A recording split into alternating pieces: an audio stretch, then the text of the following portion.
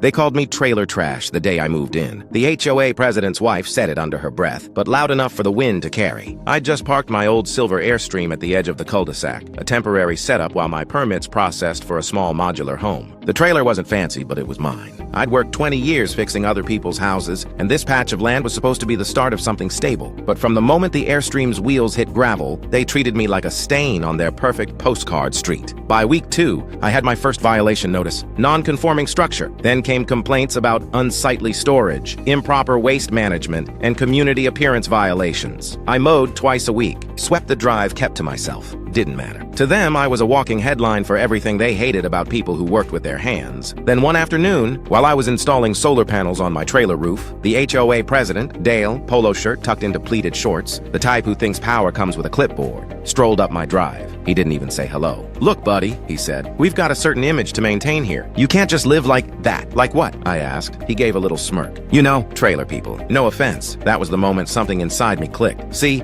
Dale didn't know my line of work. I was a contractor, a damn good one, and I'd been quietly buying up property on the outskirts of the subdivision. Lots the HOA had abandoned when the market crashed a few years back. Dirt cheap, but legally still part of their community. For months, I kept my head down and built on weekends, quietly submitting every permit, every blueprint, every inspection request through their own precious rules. Each stamped and signed, each detail perfectly compliant. Brick foundation, setback distance, approved roofing material, HOA approved colors. On paper, I was a model resident, but in reality, I was building something they couldn't ignore. By the time the gossip spread, the skeleton of my mansion stood taller than any of their homes. A full 2 stories, with wraparound balconies, dark stone pillars, and a glass entryway that made their pastel boxes look like toy houses. Every inch of it was built to their exact specifications, only bigger, grander, louder. When Dale came storming down my driveway, face flushed with disbelief, I handed him a binder. "All approvals right here. Your bylaws, your rules, your signatures." He flipped through the pages like he was searching for a loophole that didn't exist. You